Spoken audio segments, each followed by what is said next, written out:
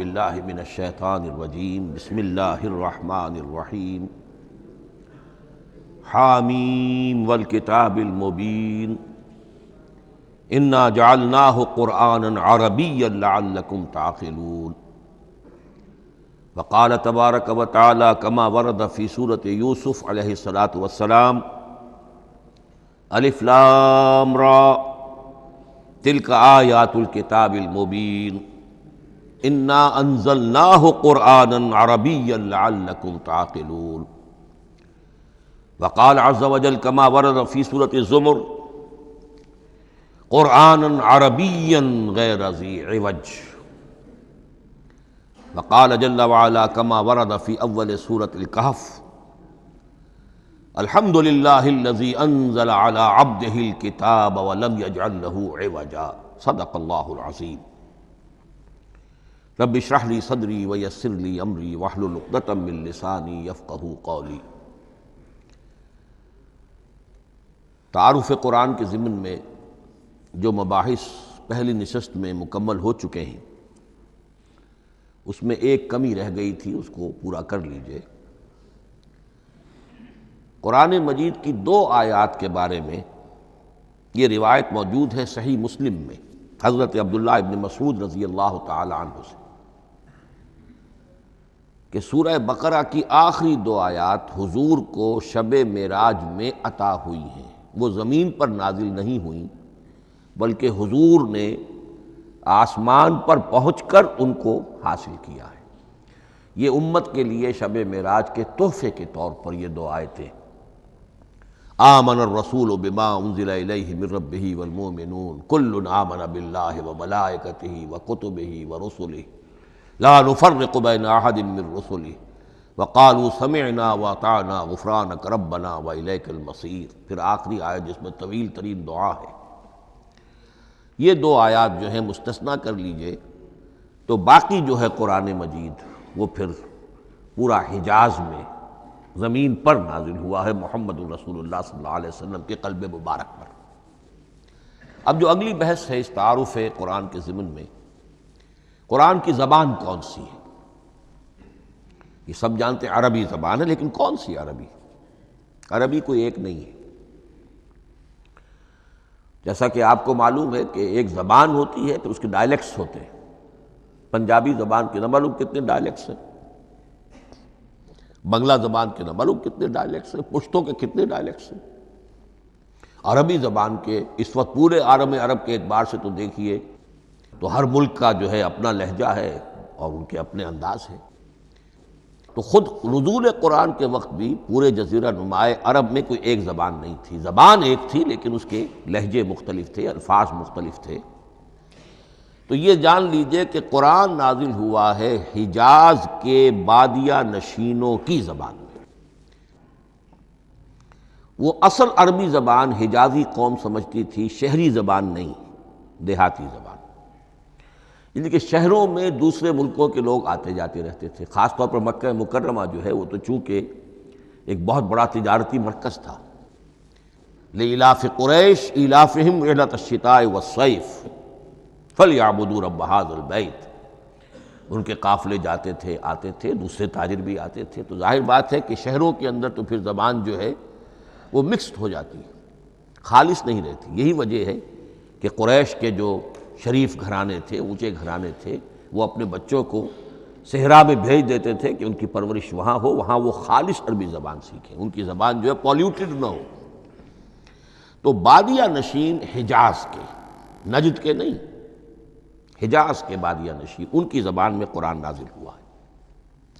یہ آیتیں اس سے پہلے بھی سامنے آ چکی ہیں سورہ زخرف کی، انا جعلناہ قرآنا عربیا لعلکم تعقلون۔ ہم نے اس اپنے کلام قدیم کو عربی زبان کا جامہ پہنایا ہے۔ انا انزلناہ قرآنا عربیا، یہ سورہ یوسف کی آیات، ہم نے اتارا ہے اسے قرآن عربی بنا کر، قرآنا عربیا لعلکم تعقلون۔ سورہ زمر میں قرآنا عربیا غیر ذی عوج، یہ عربی مبین میں ہے، صاف ستھری دھلی ہوئی عربی زبان جس میں کہیں کوئی ٹیڑھ نہیں ہے، کوئی ایچ پیچ نہیں ہے۔ اور یہی پھر سورہ کہف میں جو ایک ترانہ حمد اللہ نے ہمیں سکھایا ہے کہ میرے اس انعام عظیم پر میرا شکر ادا کیا کرو، تو کن الفاظ میں الحمدللہ الذی انزل علی عبدہ الکتاب ولم یجعل لہ عوجا۔ تو یہ عربی مبین جو ہے اگرچہ اصلاً ہے بادیہ نشین حجاز کے، البتہ یہ کہ عرب کے دوسرے قبائل کے بھی ان کی زبانوں کے بعض الفاظ اس میں آئے ہیں۔ اس سے آگے بڑھ کر یہ کہ بعض معرب الفاظ بھی ہیں۔ ہندی زبان کا کوئی لفظ اس نے عربی کا جامہ پہن لیا، فارسی زبان کا کوئی لفظ اس نے عربی کا جامہ وہ بھی قرآن میں بعض ہیں، استثناءات ہیں۔ یہ جیسے سنگ گل، یہ فارسی زبان کا لفظ ہے، سنگ گل، وہ سجیل بن کر قرآن مجید میں آ گیا ہے، حجارۃ من سجیل، یہ جو الم تر کیف فعل ربک باصحاب الفیل سورہ فیل میں ہے، سنگ گل کا سجیل بنا۔ اس طرح کے کچھ اور الفاظ بھی ہیں، لیکن یہ سمجھیے کہ ایکسیپشنز پروو دی رول، یہ استثناءات ہیں، قاعدہ اپنی جگہ پر قائم رہے گا کہ یہ حجاز کے بدوؤں بادیہ نشینوں کی جو زبان تھی اس میں قرآن نازل ہوا ہے۔ اس قرآن کے بارے میں، اس کی زبان کے بارے میں جو چند پہلو سامنے رہنے چاہیے، فصاحت اور بلاغت کی معراج، یہ میں بعد میں قرآن کے وجوہ اعجاز پر جب بحث کروں گا کہ یہ کس کس اعتبار سے معجزہ ہے، تو وہاں زیادہ تفصیل سے یہ بات آئے گی کہ عربی زبان کی فصاحت اور بلاغت کی معراج ہے۔ آپ کو معلوم ہے کہ آج بھی دنیا میں یہودی بھی ہیں جن کی مادری زبان عربی ہے، عیسائی بے شمار ہیں جن کی مادری زبان عربی ہے، ان کے ہاں بھی عربی ادب کی چوٹی کی کتاب جو پڑھائی جاتی ہے وہ قرآن ہے۔ یہ انہیں ماننا پڑتا ہے کہ عربی ادب کی جو آخری کتاب ہے، چوٹی کی کتاب ہے، وہ یہی ہے۔ یہودی بھی پڑھائیں گے، جیسے آپ انگریزی زبان پڑھنی ہے سمجھنی ہے تو شیکسپیئر کے بغیر آپ کیسے سمجھیں گے، اب وہ تو ایک سٹینڈرڈ ہے۔ اسی طریقے سے یوں سمجھیے کہ عربی زبان عربی ہونے کے اعتبار سے کلام اللہ ہونا اس پر ان کا ایمان نہیں ہے، لیکن یہ کہ عربی زبان کے اعتبار سے اس کی فصاحت اور بلاغت کا لوہا وہ مانتے ہیں۔ پھر اس میں ایک خاص ملکوتی غنا ہے، ڈیوائن میوزک، صوتی آہنگ ہے، عذوبت ہے، مٹھاس ہے۔ لاہور میں ایک صاحب ہیں جو پروفیسر ہیں فونیٹکس کے پنجاب یونیورسٹی میں، وہ کہتے ہیں میں ثابت کر سکتا ہوں کہ جتنے بھی آج دنیا میں اصول ہیں صوتی، یہ خود اپنی جگہ ایک بہت بڑی سائنس ہے، اس کے اعتبار سے میں ثابت کر سکتا ہوں کہ بلند ترین موسیقی قرآن مجید میں ہے، ملکوتی غنا۔ اسی لیے قرآن مجید کو اچھی سے اچھی آواز میں پڑھنے کی تاکید آئی ہے۔ زینوا القرآن باصواتکم، قرآن کو اپنی آوازوں سے مزین کرو۔ اسی طریقے سے من لم یتغن بالقرآن فلیس منا، جو قرآن مجید کو اچھی سے اچھے طریقے پر پڑھنے کی کوشش نہیں کرتا وہ ہم میں سے نہیں ہے۔ اسی طرح کے واقعات بھی ہوئے ہیں۔ حضرت ابو موسیٰ اشعری رضی اللہ تعالی عنہ، وہ بہت خوش الحان تھے، تو ایک روز حضور سفر رات کے وقت کہیں گشت پر تھے، جا رہے تھے ان کے مکان کے قریب سے، تو وہ اس وقت رات کی نماز میں قرآن پڑھ رہے تھے، تو حضور وہاں کافی دیر تک کھڑے ہو کر سنتے رہے۔ ظاہر بات ہے کہ اس وقت کے مکان کیا ہوتے تھے، ایک ایک حجرہ ہوتا تھا، یہ کوئی کئی کنال کی کوٹھیاں تو نہیں ہوتی تھی کہ کیا پتہ چلے ان کے اندر کیا ہو رہا ہے۔ وہ تو حضرت ابو بکر کے مکان کے پاس سے گزرتے تھے تو ان کی تلاوت سنتے تھے، حضرت عمر کے مکان کے قریب سے گزرے ان کی تلاوت سنی۔ حضرت عمر بلند آواز میں پڑھتے تھے، حضرت ابو بکر بڑی پست آواز میں پڑھتے تھے۔ حضور نے پوچھا کہ تم ایسا کیوں کرتے ہو؟ حضرت عمر نے کہا میں اس لیے کرتا ہوں، زور سے پڑھتا ہوں کہ شیطان بھاگ جائے۔ حضرت ابو بکر نے عرض کیا کہ میں اس لیے پڑھتا ہوں کہ جس کو میں سنا رہا ہوں وہ سنتا ہے، اس کو بلند آواز کی ضرورت نہیں۔ حضور نے کہا کہ ابو بکر تم ذرا اونچی کر لو آواز، اور عمر تم ذرا پست کر لو، ایوریج میں لے آؤ۔ تو بہرحال یہ معاملہ حضور کا صحابہ کے ساتھ ہوتا تھا۔ تو ابو موسیٰ اشعری رضی اللہ تعالی عنہ کی جب قرأت آپ نے سنی تو اگلے روز جب ملاقات ہوئی فجر میں، تو آپ نے تحسین فرمائی ان الفاظ میں، یا ابا موسیٰ انک قد اوتیت مزمارا من مزامیر آل داود، اے ابو موسیٰ تمہیں تو اللہ نے آل داؤد کے سازوں میں سے ایک ساز عطا کیا ہے، یعنی حضرت داؤد کے گلے میں جو ساز تھا، خوش الحانی تھی، ان کی آواز نہایت خوبصورت تھی۔ تو اسی طریقے سے اب وہاں کوئی مزمار سے مراد وہ نہیں ہے آلات موسیقی نہیں، گلے میں جو اللہ تعالیٰ نے رکھا ہے۔ تو انک قد اوتیت مزمارا من مزامیر آل داؤد۔ ایک آخری بات یہ نوٹ کیجئے کہ قرآن مجید کا عظیم ترین احسان ہے عربی زبان پر۔ یہ یوں سمجھیے کہ ایک ستون کی طرح اس زبان کو ٹھہرا دیا ہے، اس کو سٹیبل کیا ہے قرآن مجید۔ آج بھی پوری دنیا میں جسے عرب کہتے ہیں فصیح زبان، لغہ فصحی، وہ ایک ہی ہے، وہ قرآن ہی کی ہے۔ زبانیں بدلتی رہتی ہیں۔ اردو 300 سال پہلے کی دکن میں جب شروع ہوئی، وہ آج آپ پڑھ بھی نہیں سکیں گے وہ کیا اردو تھی ولی دکنی کی۔ پھر وہ کیا اس نے روپ بدلے ہیں، اب وہ اردو کس شکل میں ہے، فارسی کن کن شکلوں میں رہی ہے، مختلف انگریزی کتنی شکلیں بدل گئی ہیں، لیکن عربی قائم ہے۔ اس کے لیے جیسے کہ قرآن مجید میں آتا ہے کہ ہم نے پہاڑ زمین میں گاڑ دیے اس کو سٹیبلائز کرنے کے لیے، ان تمید بکم، تمہیں لے کر زمین ایک طرف کو جھک نہ جائے۔ تو جس طرح یہ پہاڑ جو ہیں سٹیبلائزنگ ایفیکٹ رکھتے ہیں اس زمین کے لیے، اسی طریقے سے قرآن سٹیبلائزر ہے عربی زبان کا۔ اس کے اندر جو ایک ٹھہراؤ اور جماؤ پیدا کیا ہے، یہ قرآن مجید کا احسان عظیم ہے۔ تعارف قرآن کے ضمن میں اگلی گفتگو، قرآن کے اسماء و صفات۔ عربوں کا ایک خاص ذوق تھا، اور ظاہر بات ہے کہ اللہ تعالیٰ نے جب قرآن نازل کیا ہے تو عربوں کے ذوق کو بھی مد نظر رکھا ہے۔ ان کا ذوق کیا تھا؟ جس چیز سے انہیں محبت ہوتی تھی اس کے وہ بہت سے نام رکھتے تھے۔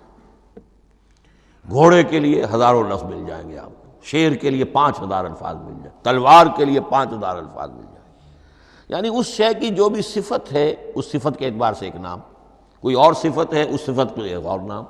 تو وہ صفاتی نام، اب جیسا کہ آپ کو معلوم ہے اللہ کے 99 نام صفاتی تو ہے نا، اللہ کی ایک صفت دوسری صفت، اسی کے اعتبار سے اس کے نام ہیں۔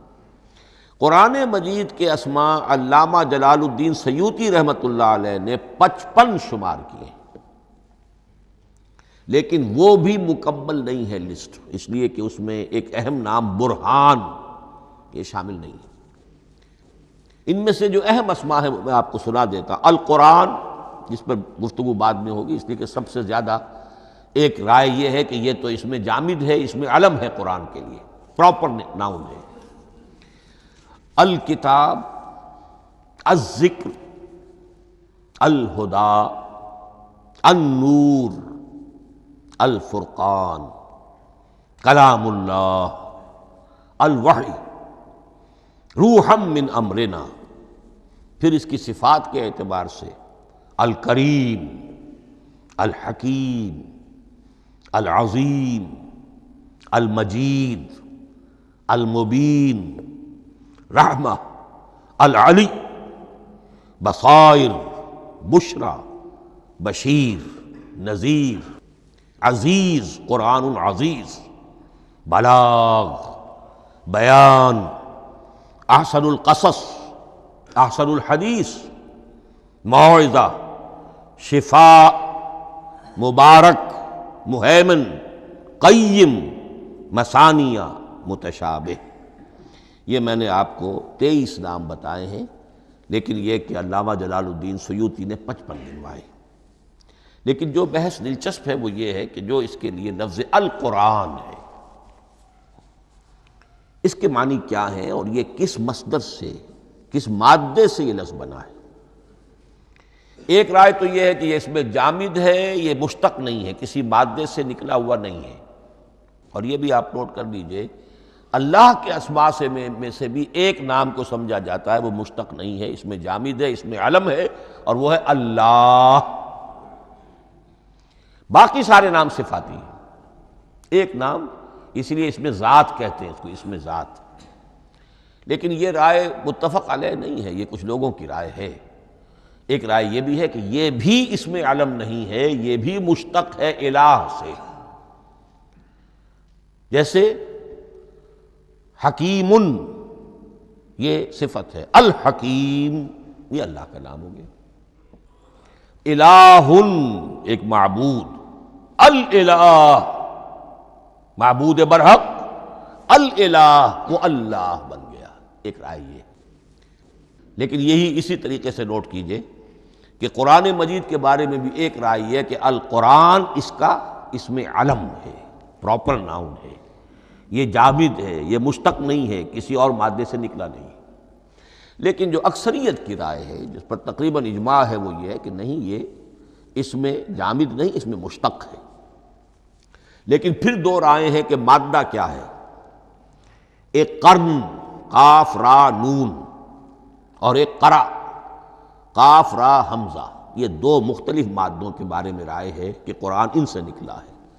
قرن کہتے ہیں کسی چیز کا قریب ہو جانا، جڑ جانا، مل جانا۔ یہ حج کی جو تین شکلیں ہیں، حج تمتع ہے، حج قران ہے، اور حج افراد ہے۔ قران کیا ہے؟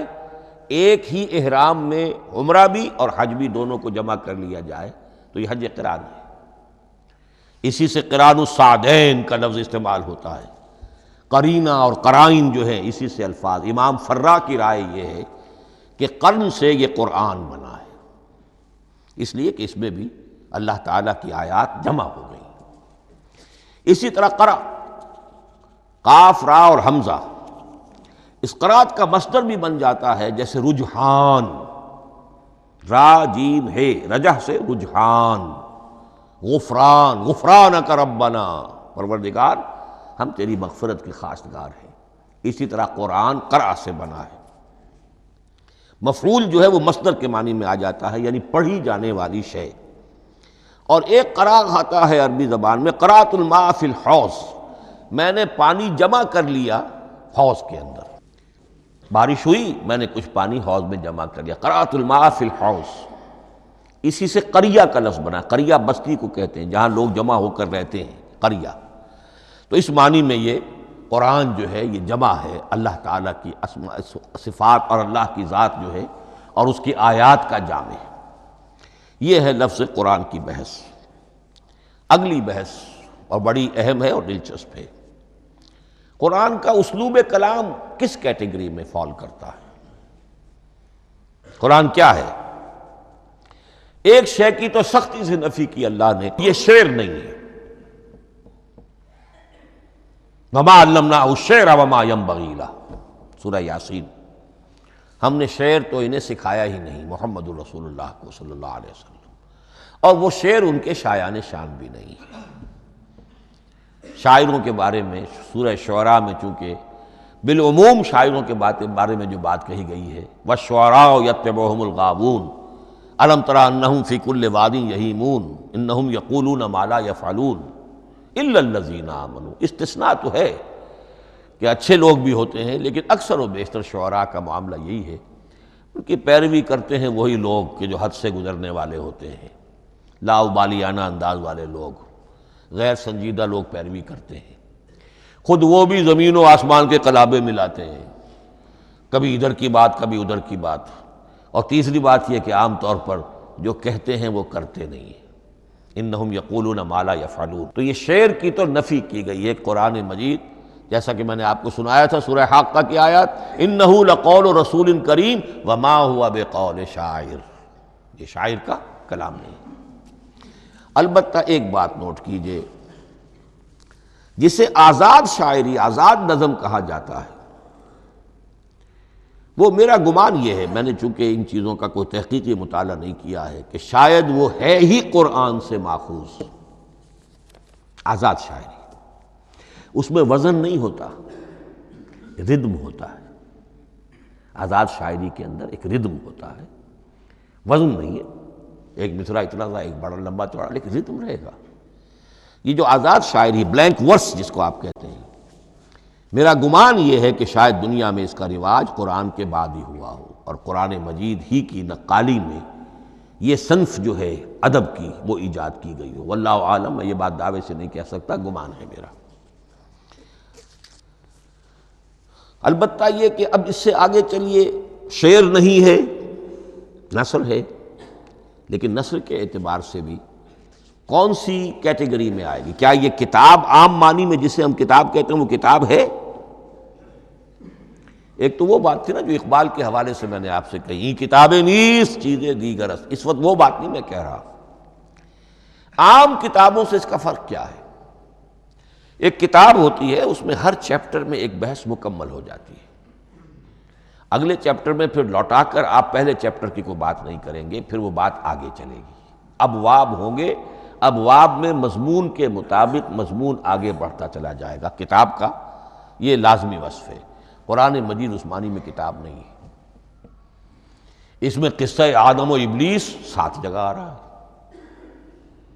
بار بار آ رہا ہے، سورہ بقرہ میں، سورہ اعراف میں، سورہ ہجر میں، سورہ بنی اسرائیل میں، سورہ کہف میں، پھر سورہ طٰہٰ میں، چلتے جائیے، سورہ صاد میں حضرت موسیٰ علیہ السلام کا قصہ کتنی مرتبہ آ رہا ہے۔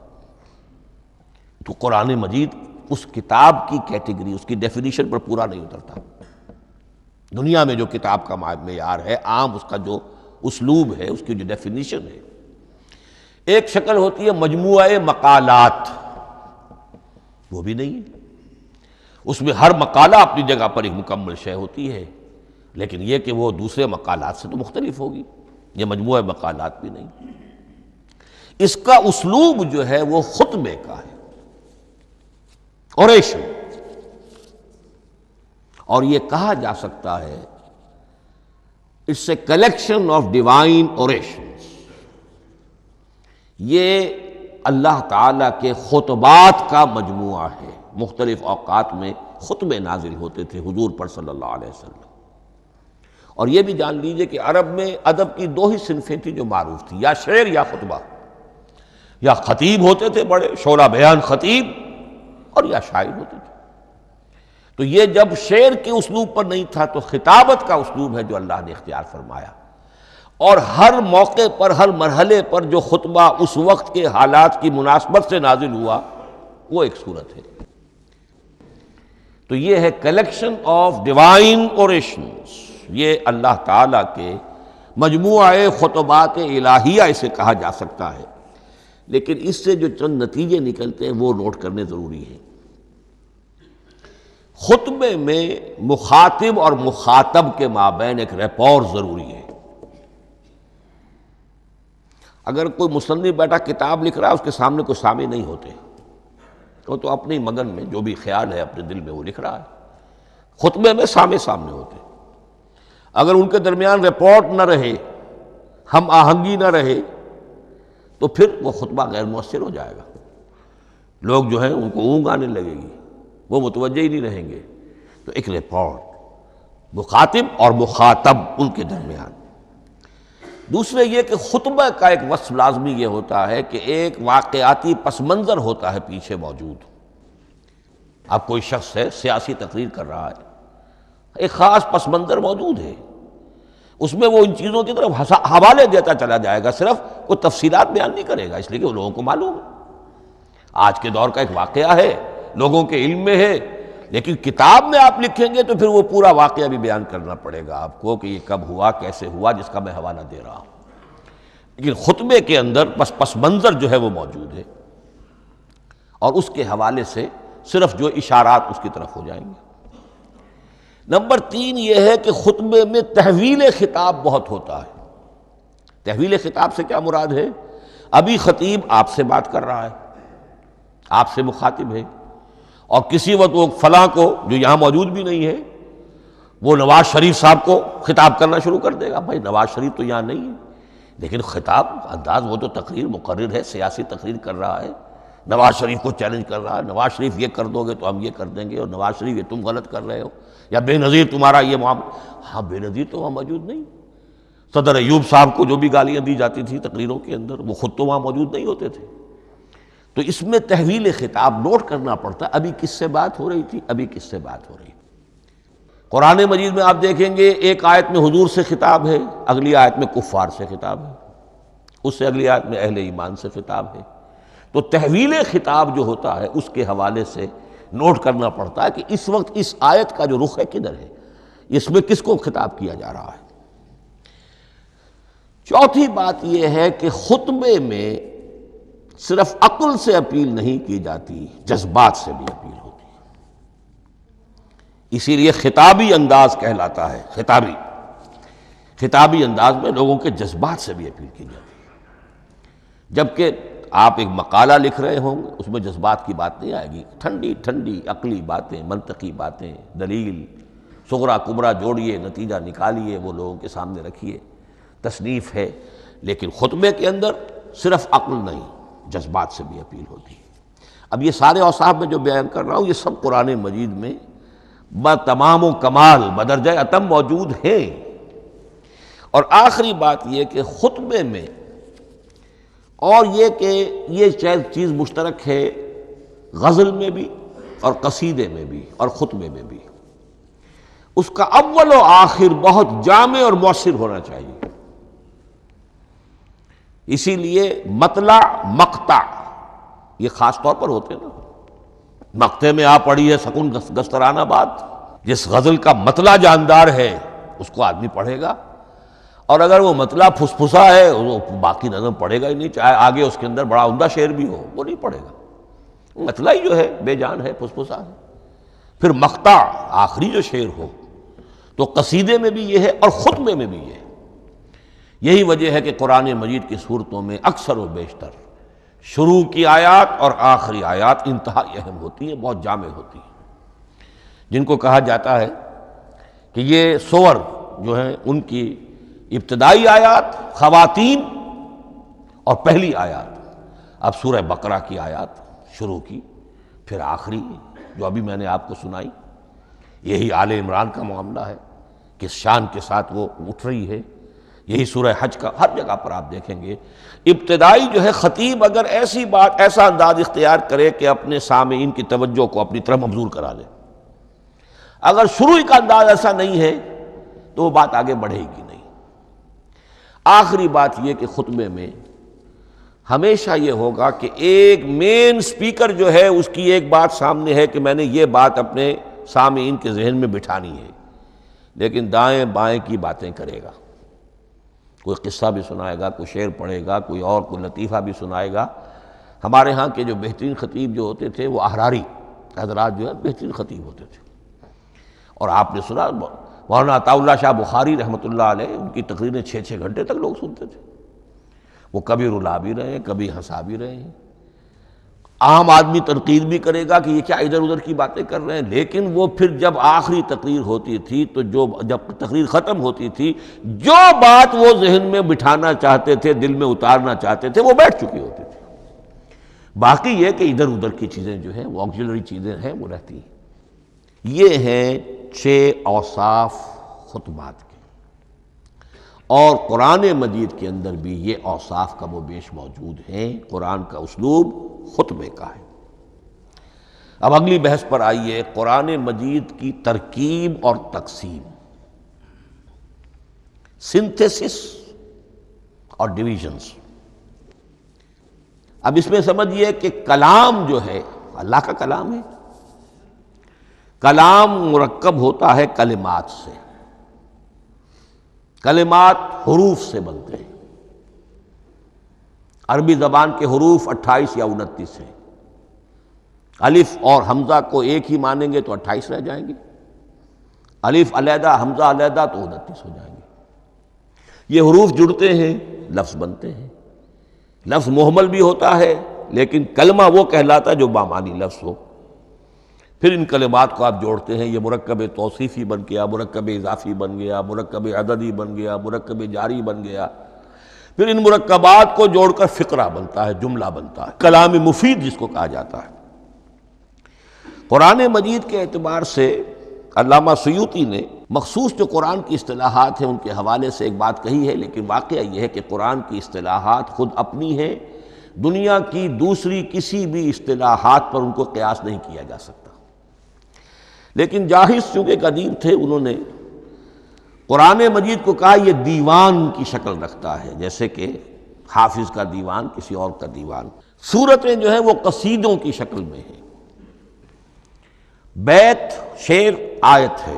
قوافی جو ہوتے ہیں شعروں میں، قافیہ، وہ یہاں فواصل ہیں، آیت کے آخری حروف ایک دوسرے سے مشابہ ہوتے ہیں، کہ جن سے پھر وہ صوتی آہنگ پیدا ہوتا. الرحمن علم القرآن خلق الانسان علمہ البیان.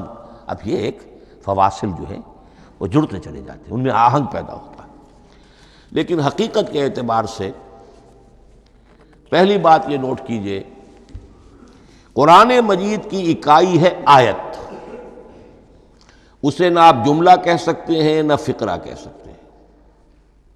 انگریزی میں ہمارا چونکہ بائبل کے لیے بھی جب ورس کا لفظ آ جاتا ہے تو انگریزی تراجم میں، انگریزی تحریروں میں، مقالوں میں ورس قرآن مجید کی آیت کے لیے لفظ آ جاتا ہے، ورس نمبر فلاں. بالکل غلط ہے. قرآن کی آیت یہ اس کا اپنی اصطلاح ہے، اپنا مفہوم ہے. لغوی مفہوم کیا ہے؟ نشانی. آیت نشانی. قرآن کی ہر آیت اللہ کے علم اور حکمت کی نشانی ہے. اب قرآن کی آیتیں نوٹ کیجئے، صرف حروف پر بھی مشتمل ہے. الف لام میم حروف مقطعات اور آیت بن گئی. وہ مرکبات ناقصہ پر بھی مشتمل ہے. والعصر مرکب جاری ہے، حرف جار، آیت ہو گئی. پورے جملے پر بھی مشتمل ہے، ان الانسان لفی خسر، ایک جملہ ہے. اور 10 جملوں پر بھی مشتمل ہے. اللہ لا الہ الا ھو الحی القیوم لا تاخذہ سنۃ ولا نوم لہ ما فی السماوات و ما فی الارض الی آخر الآیہ. آیت الکرسی کا انالیسس کیجئے، 10 جملے موجود ہیں اس میں. تو نوٹ کر لیجئے، یہ چیز توقیفی کہلاتی ہے. یہ کسی گرامر کے اصول پر نہیں ہے، کسی منطق کے اصول پر نہیں ہے. آیات قرآنیہ کی تعیین توقیفی ہے، یعنی حضور کے بتانے پر موقوف ہے. حضور نے بتایا والعصر، یہ آیت ہو گئی، آیت ہو گئی، ہم آیت مانیں گے. الف لام میم آیت ہو گئی. قاف حرف ایک ہے، یہ آیت نہیں ہے. نون ایک حرف ہے، آیت نہیں ہے. قاف والقرآن المجید ایک آیت بنی. نون والقلم وما یسطرون ایک آیت بنی. تو اس طریقے سے اس کو کہتے ہیں توقیفی، موقوف علیہ ہے حضور کے بتانے پر. اب اس میں روایات کا اختلاف ہو سکتا ہے کہ حضور سے کوئی روایت یہ ہو کہ یہ ایک آیت بنی یا 2 آیتیں بنی. مثلا بڑی اہم مثال آپ کو دے رہا ہوں، سورہ مزمل کی جو دوسرا رکوع ہے، پورا دوسرا رکوع وہ 1 آیت شمار ہوتا ہے. اور میرا بڑا گمان رہا بہت عرصے تک کہ یہ 1 آیت نہیں ہو سکتی، یہ مختلف اوقات میں نازل ہوئی ہیں، 2 اوقات میں نازل ہوئی ہے. اور یہ مجھے قول مل گیا علامہ سیوطی کے ہاں، حضرت عبداللہ ابن عباس رضی اللہ تعالی عنہما کا قول کہ یہ 2 آیتیں ہیں، 1 نہیں. لیکن یہ کہ یہ ہوگا موقوف روایت پر، میں کوئی نہیں ہوں جو اسے قرار دے سکوں. ہاں مجھے اگر کوئی روایت مل جاتی ہے، کوئی خبر یا اثر، خبر محمد الرسول اللہ کی یا اثر آپ کے کسی صحابی کا صلی اللہ علیہ وسلم و رضی اللہ تعالی عنہ، تو پھر یہ ہے کہ ہم مانیں گے. تو اس کو کہتے ہیں توقیفی. آیات اور سور کا معاملہ توقیفی ہے بالکل، یا کسی منطق، کسی گرامر، کسی اصول بیان، کسی پر مبنی نہیں ہے. یہ مبنی ہے حضور کے بتانے پر. اس طرح سورت کسے کہتے ہیں؟ عربی زبان میں سور کے معنی ہے فصیل. فَضُرِبَ بَيْنَهُمْ بِسُورٍ لَهُ بَابٌ، سورہ حدید کے اندر الفاظ آئے. اب اس کا کیا تصور دیا گیا کہ ہر آیت جو ہے وہ اللہ کے علم اور حکمت کی نشانی ہے. 10 آیتیں، 20 آیتیں، 100 آیتیں، 285 آیتیں، 286 آیتیں جوڑ کر ایک فصیل باندھ دی گئی. یہ شہر حکمت خداوندی ہے. ایک نظم ہوتا ہے، جیسے آپ شہر کا ٹاؤن پلاننگ آج کا تو بہت بڑا فن ہے، بڑی اسپیشلائزیشن ہے. شہر کو پلان کرنا، اس کے اندر کیا کچھ ہونا چاہیے، کس طرح سے ہونا چاہیے. تو یہ سورت جو ہے یہ ایک یونٹ ہے قرآن مجید کی، اور اس کا جو لفظی معنی ہے فصیل، گویا کہ اس نے گھیرے میں لیا ہوا ہے ایک شہر معنی کو. علم و حکمت کے ایک شہر کے گرد یہ فصیل جو ہے پوری ہوئی ہے. اب اس میں نوٹ کر لیجئے جہاں تک، اچھا جیسے آیتیں چھوٹی بھی ہیں بڑی بھی ہیں.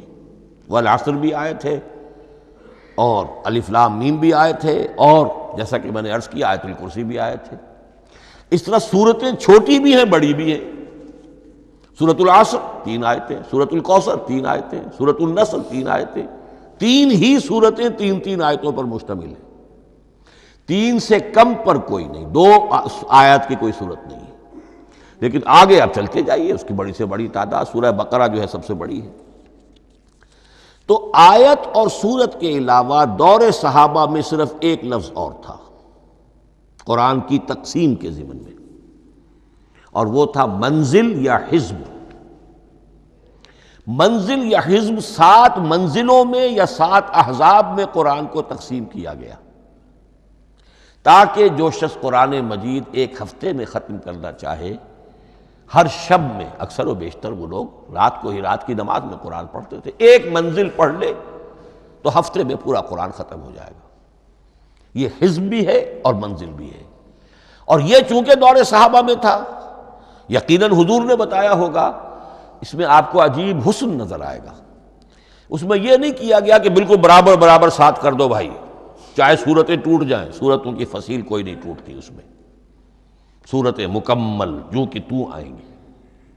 اور پھر یہ کہ عجیب بات ہے کہ سورہ فاتحہ کو اگر ایک طرف رکھ دیں، وہ قرآن کے دیباچے کی حیثیت رکھتی ہے، تو پہلی منزل میں 3 صورتیں، دوسری میں 5 صورتیں، تیسری میں 7، چوتھی میں 9، پانچویں میں 11، چھٹی میں 13 اور 7ویں میں 65۔ یہ ہے کہ جو ان صورتوں کی ایک بڑی جیسے کہ ایک سیڑھی چڑھ رہی ہے، اور تقریباً مساوی ہو جاتے ہیں، کوئی 4.25 پارے ہے، کوئی 4.5 پارے ہے، کوئی 4.25 پارے، اس طریقے سے ہے، تقریباً مساوی۔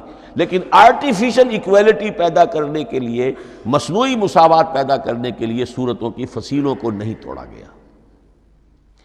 اس سے آگے چل کر جو پاروں کی تقسیم ہے وہ بہت بعد کی بات ہے، 30 پارے، اور اس میں آپ کو یہ ساری قباحتیں نظر آئیں گی۔ اس میں صورتوں کی فصیلیں توڑی گئی ہیں۔ سورہ ہجر ایک آیت ادھر ہے، باقی ساری صورت جو ہے اگلے پارے میں، فصیلیں توڑ دی گئی۔ معلوم ہوتا ہے کسی شخص کے پاس جو قرآن تھا مصحف، اس نے صفحے گنے، 7 سے 30 سے تقسیم کیا اور برابر صفحوں کے اندر وہ پارے بنا دیے۔ لیکن بہرحال دور صحابہ میں پاروں کا کوئی ذکر نہیں تھا، یہ بات کی بات ہے۔ دور صحابہ میں آیت، سورت اور حزب۔ اسی طریقے سے طویل سورتوں کو جو رکوعوں میں تقسیم کیا گیا، یہ بھی بات کی بات ہے۔ لیکن یہ جو تقسیم کیا گیا ہے سورتوں کو رکوعوں کی شکل میں، 35 صورتیں تو قرآن کی ایسی ہیں چھوٹی ہیں جو ایک ایک ہی رکوع پر مشتمل ہے۔ آخری پارے کی 37 صورتیں ہیں، پہلی 2 کی جو 2 رکوع ہے، باقی سب کے سب جو ہے وہ ایک ایک رکوع شمار ہوتا ہے۔ لیکن رکوع کیوں کیے گئے؟ لمبی صورتوں میں سے اگر کچھ حصہ پڑھنا ہے نماز میں، سورہ بقرہ پوری تو نہیں پڑھ سکتے آپ ایک رکعت کے اندر، تو اس کا وہ حصہ پڑھا جائے جس میں ایک مضمون پورا ہو جائے، مضمون نہ ٹوٹے، تاکہ وہاں پر رکوع کرے آدمی کہ جہاں پر کہ وہ مضمون ایک اعتبار سے مکمل ہو گیا۔ تو رکوع سے رکعت ہے، رکوع ہے، اس رکعت کے اندر ایک حصہ اتنا پڑھا جائے تاکہ مضمون جو ہے وہ خوبصورت رہے اور اس کا سلسلہ برقرار رہے۔ یہ تقسیم بھی اگرچہ بہت ہی ایک بدنام شخص ہے ہماری تاریخ کا، حجاج ابن یوسف، یہ اس کی ہوئی تقسیم ہے یا اس نے کرائی ہے، بہرحال اس کی طرف منسوب ہے، اور یہ بات ماننی پڑتی ہے کہ بڑے گہرے غور و فکر سے تقسیم کی گئی ہے، الل ٹپ نہیں ہے، بلکہ اس کے لیے واقعتاً غور کر کے جہاں وہ مضمون ختم ہوتا ہے، کہیں کہیں آپ اختلاف کر سکتے ہیں اور آپ کو حق حاصل ہے، اس لیے کہ یہ چیزیں توقیفی نہیں ہیں، یہ حضور کی بتائی ہوئی نہیں ہے، نہ رکوعوں کی تقسیم۔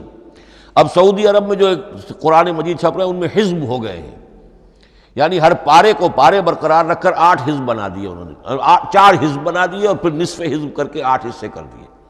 تو یہ چیزیں جو ہمارے ہاں رکوع تو پاروں سے ادھر ادھر ہو جاتے ہیں، پارا بدل گیا رکوع وہی چل رہا ہے، اس لیے کہ رکوع میں مضمون کو پیش نظر رکھا گیا ہے، جبکہ پارے میں مضمون کو نہیں سامنے رکھا گیا۔ تو رکوع کا معاملہ جو ہے چاہے وہ حجاج ابن یوسف ہی نے کیا ہے، لیکن یہ کہ بہرحال وہ بہت صحیح ہے، اکثر و بیشتر، کہیں کہیں آپ اس سے اختلاف کر سکتے ہیں۔ تو یہ تو اس کا ہم نے آپ کے سامنے رکھا سنتھیسس۔ اب اگلا موضوع ہے ترتیب و تدوین کیسے ہوئی۔ ان علینا جمعہ و قرآنہ، ہمارے ذمے ہے اس کو جمع بھی کرنا اور پڑھوانا بھی، اور پڑھوانے میں ترتیب آ جائے گی لازماً۔ لیکن یہ کہ ایک بات تو اس میں بالکل متفق علیہ ہے جس میں کسی شک و شبے کی گنجائش نہیں، قرآن کی ترتیب نزولی اور تھی، ترتیب مصحف اور ہے۔ ترتیب مصحف میں سورہ فاتحہ کے بعد سورہ بقرہ ہے، سورہ بقرہ نازل ہوئی ہے مدنی دور میں جا کر، پھر سورہ آل عمران ہے وہ بھی مدنی ہے، سورہ نساء ہے وہ مدنی ہے، سورہ مائدہ ہے وہ مدنی، پھر آئی ہے سورہ انفال اور سورہ توبہ۔ یہ سورہ انفال تو مدنی نہیں، سورہ انعام اور سورہ اعراف یہ ہے کہ جو مکیات ہیں، یہ کہ بھی مکی دور کی بھی آخری زمانے کی ہے۔ ابتدائی جو مکی صورتیں وہ سب سے آخری حصے میں ہے، 29واں پارہ اور 30واں پارہ۔ تو ترتیب نزولی اور تھی، ترتیب مصحف اور ہے، اس میں تو کسی شک و شبے کی گنجائش نہیں۔ لیکن ہمارے ہاں اہل تشیع نے اس چیز کو بہت اچھالا ہے۔ ان میں سے بعض گروہ ایسے ہیں جن کا کہنا یہ ہے کہ اصل قرآن جو ہے وہ ترتیب نزولی کے مطابق تھا، یہ ترتیب تو عثمان نے کر دی رضی اللہ تعالی عنہ۔ حضرت علی کے پاس اصل قرآن جو ترتیب نزولی کے مطابق تھا موجود تھا، اور اب بھی ان کے خیال میں جو ان کے امام غائب جو ہیں چھپے ہوئے ہیں غار میں، تو ان کے پاس وہ نسخہ اصل حضرت علی والا موجود ہے، اور جب وہ ظاہر ہوں گے تو اصل قرآن لے کر آئیں گے۔ یہ سارے شیعوں کا قول نہیں ہے، لیکن یہ کہ ان میں بہت سے لوگ ہیں کہ جو ان باتوں کو مانتے ہیں۔ جہاں تک اس بات کا تعلق ہے کہ حضرت علی نے ترتیب نزولی پر کوئی مصحف جمع کیا ہو، اس میں کوئی اشکال نہیں ہے، اس لیے کہ علمی طور پر یہ ایک بڑی عمدہ ایکسرسائز بنتی ہے۔ ایک زمانے میں میں بہت کوشش کرتا رہا ترتیب نزولی سے، اس لیے کہ ترتیب نزولی سے سیرت نبوی اخذ ہوتی ہے، پہلے کیا نازل ہوا، پھر کیا نازل ہوا، پھر کیا نازل ہوا۔ در حقیقت اگر آپ ترتیب نزولی سے قرآن مرتب کر دیں تو وہ سیرت النبی بن جائے گی۔ تو اس کو سمجھنے کے لیے ایک زمانے میں نے بڑی محنت کی ہے، لیکن ایک تو یہ کہ وہ یقین سے وہ باتیں ملتی نہیں ہیں، بعض روایات ہیں لیکن یہ کہ پھر بھی آپ یقین سے نہیں کہہ سکتے۔ اکثر و بیشتر قرآن مجید میں لکھا بھی ہوتا ہے، ترتیب کے موٹی موٹی چیزیں معلوم ہیں نزولی ترتیب کی، لیکن یہ ہے کہ یقین کسی بات پر نہیں۔ تو پہلی بات یہ ہے کہ ہمارے نزدیک، اہل سنت کے نزدیک، اصل جو حجت ہے دین میں وہ ترتیب مصحف ہے۔ یہی ترتیب جو اس وقت مصحف عثمان کی ہے رضی اللہ تعالی عنہ، یہی ترتیب ہے لوح محفوظ کی، یہی ترتیب ہے ام الکتاب میں، یہی ترتیب ہے کتاب مکنون میں۔ اب اس کے سمجھیے کہ اس کی تدوین کن مراحل میں ہوئی۔ سب سے پہلے اس کے جو مراحل ہیں 3، خود نبی اکرم صلی اللہ علیہ وسلم کے زمانہ مبارک میں جمع اور ترتیب یہ ہو گئی، لیکن کتابی شکل میں نہیں، ما بین الدفتین نہیں۔ حضور نے لوگوں کو پڑھ کر سنایا، اس ترتیب سے سنایا جس ترتیب سے یہ مصحف میں اب موجود ہے، اور ہر رمضان میں حضرت جبرائیل دورہ کرتے تھے حضور کے ساتھ، جتنا کہ قرآن اس وقت تک نازل ہو چکا ہوتا تھا، اور آخری رمضان مبارک آپ کی حیات طیبہ کا جو تھا اس میں 2 مرتبہ پورے قرآن کا دورہ ہوا۔ تو دورہ قرآن بغیر ترتیب کے تو نہیں ہو سکتا۔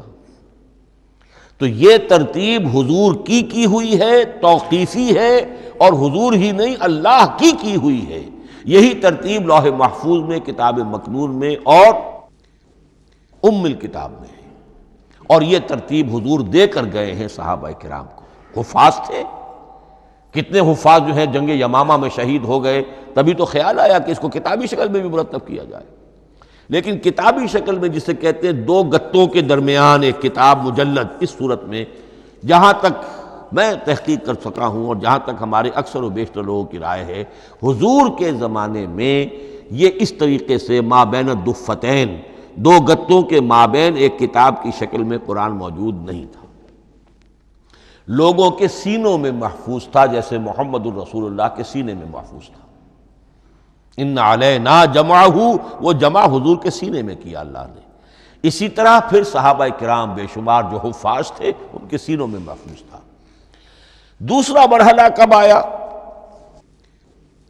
جب حضرت ابوبکر صدیق کے عہد خلافت میں جنگ یمامہ میں بہت سے حفاظ شہید ہو گئے۔ اب ایک تشویش پیدا ہوئی، ایسا نہ ہو کہ قرآن ضائع ہو جائے، لہذا اسے کتابی شکل میں مرتب کر لینا چاہیے۔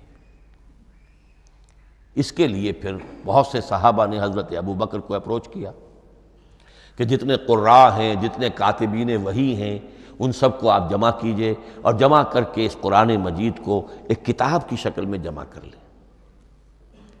حضرت ابوبکر شروع میں بہت ریلیکٹنٹ رہے، ان کا ایک خاص مزاج تھا، اتباع رسول کا جذبہ انتہا درجے کا۔ جو کام حضور نے نہیں کیا میں کیسے کروں؟ اگر تو یہ کام واقعی کرنے کا تھا تو حضور کرتے، میں کیسے کروں؟ لیکن یہ کہ جب صورتحال بہت لوگوں کی طرف سے دباؤ پڑا کہ نہیں یہ کر لینا چاہیے، ان کے سامنے بھی حکمت آ گئی، تو پھر انہوں نے اتفاق کرتے ہوئے جتنے بھی کاتبین وحی تھے ان سب کی ایک کمیٹی بنائی اور ان کو کہا کہ اب اس قرآن کو مرتب کر کے ایک کتابی شکل دے دی جائے۔ وہ کتابی شکل حضرت ابوبکر کے دور میں ہو گئی۔ تیسرا مرحلہ کیا ہے؟ یہ کتابی شکل میں جب قرآن مجید آ گیا اور شروع میں یہ اجازت تھی کہ ہر قبیلے، ہر علاقے کے لوگ اپنے لہجے میں پڑھ لیں۔ اب پنجابی ہمارا مسلمان جو ہے وہ چاقو کو کاچو کہے گا تو وہ لکھے ہوئے کو بھی چاقو کو کاچو پڑھ کے نکلے جائے گا۔ تو مختلف لہجوں میں ہونے سے وہ ان کا جو ہے قرآن مجید بدل رہا تھا، کوئی کسی طرح پڑھ رہا ہے، کوئی کس طرح پڑھ رہا ہے۔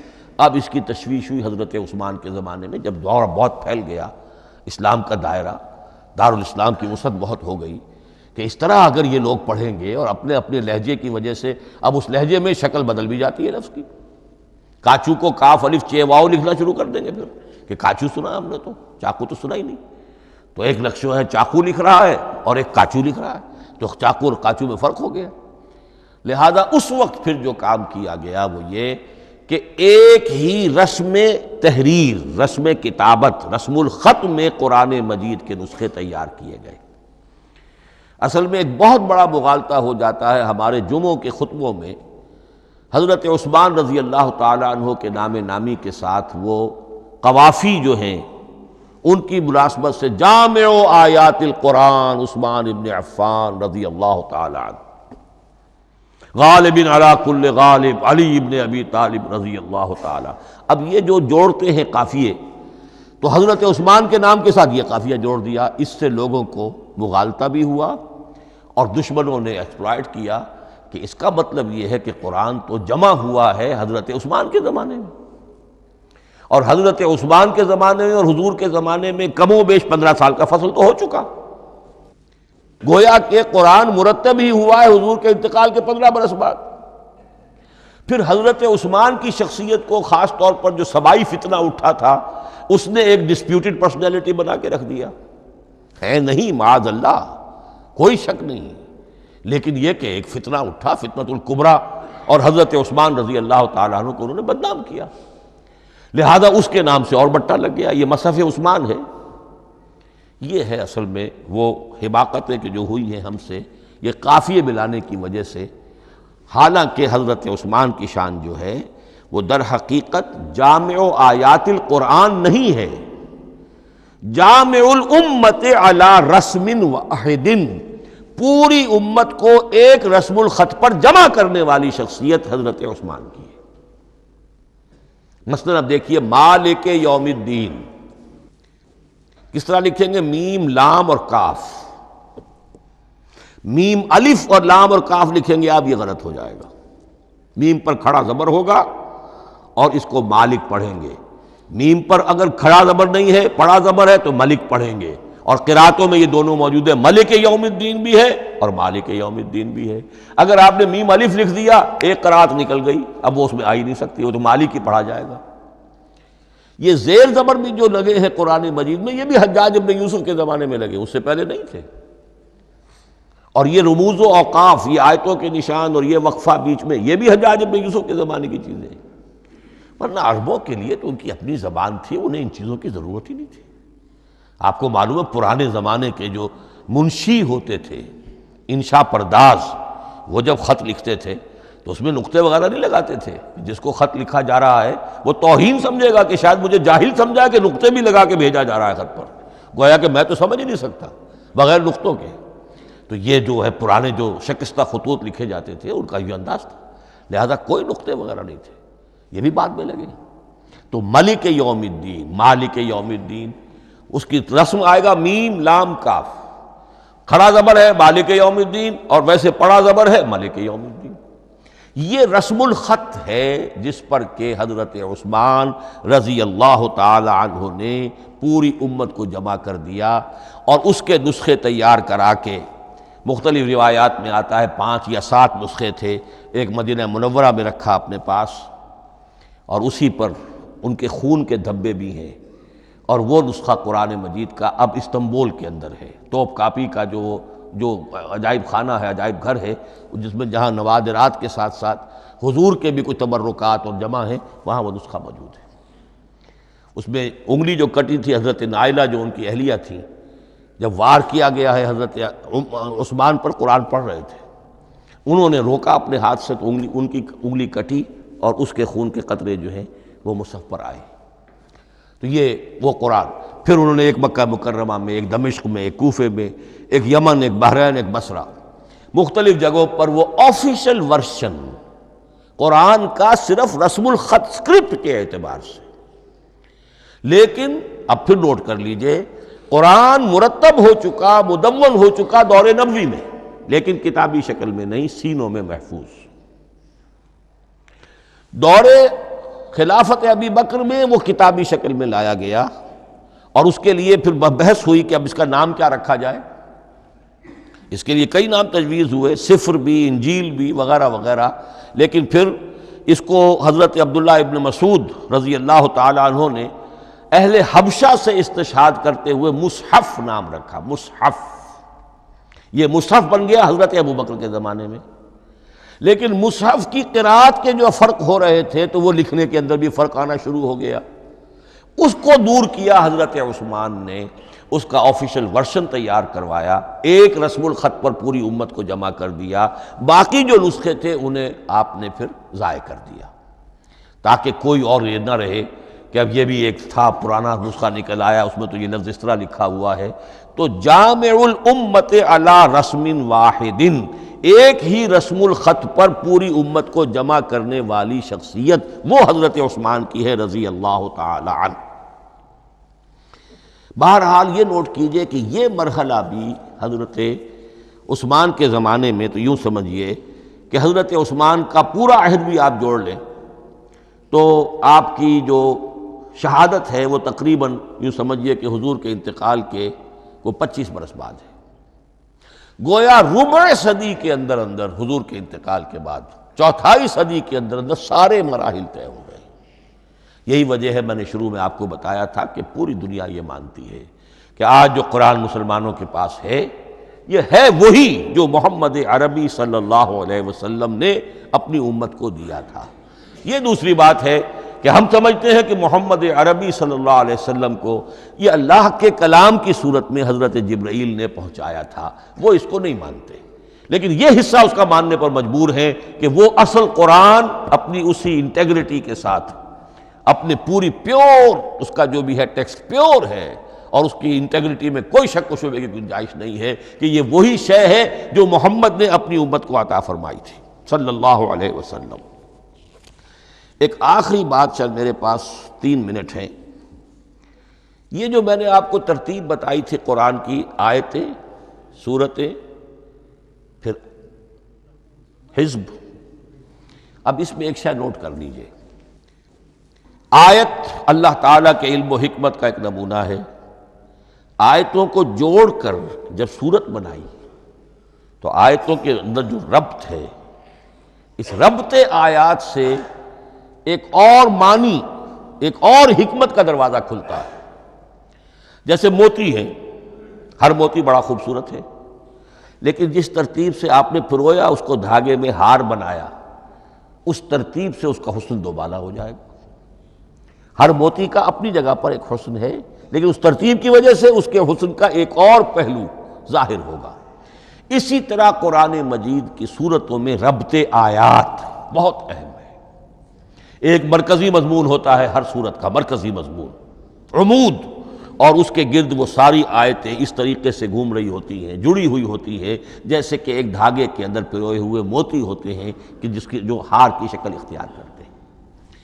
دوسری بات یہ، اکثر و بیشتر صورتیں قرآن مجید میں جوڑوں کی شکل میں ہیں۔ ایک مضمون کا ایک پہلو اس جوڑے کے ایک فرد میں، اور دوسرا پہلو اسی کا دوسرے فرد میں۔ جیسے معوذتین، دو صورتیں ہیں، مضمون ایک یہ تعوذ، معوذتین۔ الزہراوین، سورہ بقرہ سورہ آل عمران کو کہا گیا الزہراوین، حضور نے فرمایا دو نہایت تابناک صورتیں، بڑی روشن صورتیں۔ جیسے آپ دیکھیں گے یا ایھا المدثر یا ایھا المزمل قم اللیل الا قلیلا یا ایھا المدثر قم فانذر، ایک ہی طرح کا اٹھان ہے، حضور سے خطاب ہو رہا ہے۔ سورۃ الضحیٰ، سورۃ الانشراح، یہ تمام جوڑوں کی شکل میں۔ اسی طرح سورہ طلاق، سورہ تحریم، یا ایھا النبی اذا طلقتم النساء فطلقوہن لعدتہن یا ایھا النبی لم تحرم ما احل اللہ لک تبتغی مرضات ازواجک۔ شوہر اور بیوی کے درمیان تعلق یا تو اتنا گہرا ہو جاتا ہے کہ ایک دوسرے کے لحاظ میں وہ حدود خداوندی ٹوٹنے لگے، بیوی کی وجہ سے آپ نے کسی حرام شے کو حلال کر لیا یا حلال کو حرام کر لیا، بیوی کو ناپسند ہے وہ شے، تو حضور سے ذرا سا یہ ہو گیا تھا معاملہ۔ اپنی ازواج مطہرات حضرت عائشہ اور حضرت حفصہ رضی اللہ تعالیٰ عنہما، ان دونوں کی رضا جوئی کے لیے وہ خاص قسم کا شہد ہے، قسم کھا لی آپ نے کہ میں اسے استعمال نہیں کروں گا۔ لما تحرم ما احل اللہ لک، اے نبی آپ کیوں حرام کرتے ہیں اپنے اوپر وہ شے جو اللہ نے آپ کے لیے حلال کی ہے؟ تبتغی مرضات ازواجک، اپنی بیویوں کی رضا جوئی میں۔ یہ ایک انتہا ہوئی۔ دوسری انتہا کیا ہے؟ میاں اور بیوی میں اتنا بودھ ہو جائے کہ طلاق تک نوبت آ جائے۔ تو سورۃ التحریم ایک انتہا کو بیان کر رہی ہے، سورہ طلاق اگلی اس کے ساتھ جڑی ہوئی وہ دوسری انتہا کو بیان کر رہی ہے۔ سورہ صف حضور کے مقصد بعثت کو بیان کر رہی ہے، سورہ جمعہ آپ کے طریقہ کار کو بیان کر رہی ہے۔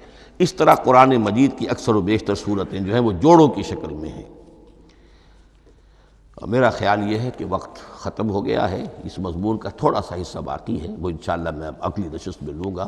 بارک اللہ لی ولکم فی القرآن العظیم ونفعنی وإیاکم بالآیات والذکر الحکیم۔